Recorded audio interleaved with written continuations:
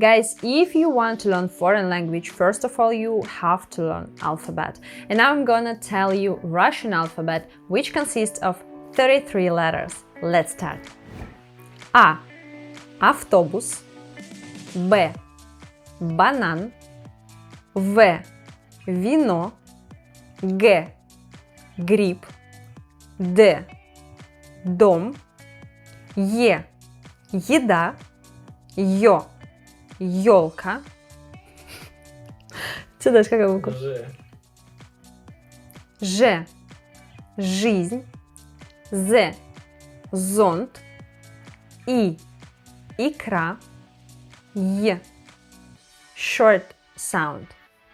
Й. Йогурт. К. Кот. Л. Лимон. М. Молоко. Н. Нос. О. Овощи. П. Пиво. Р. Рыба. С. Что на С? Сопли? С. Соль. Т. Торт. У. Утюг. Ф. Флаг. Х. Хлеб. Ц. Цирк. Ч. Черепаха. Ш. Шарф. Щ. Щ more softer than ш. Ш. Щ. Щука, or in the word борщ. Then hard sign. И.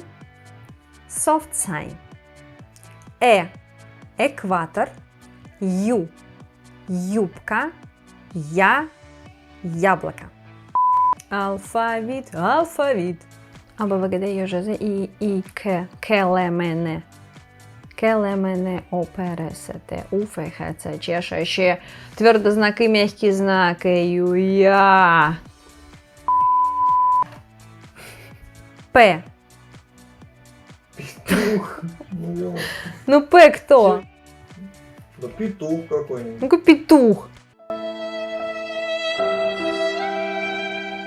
С. Что на С? Сопли? Т. Танк. Т-34. У. Утюг. Ушлепок. Ц. Цоцо. That's it. Now you know Russian alphabet. Don't forget, subscribe this channel, like this video, and see you soon.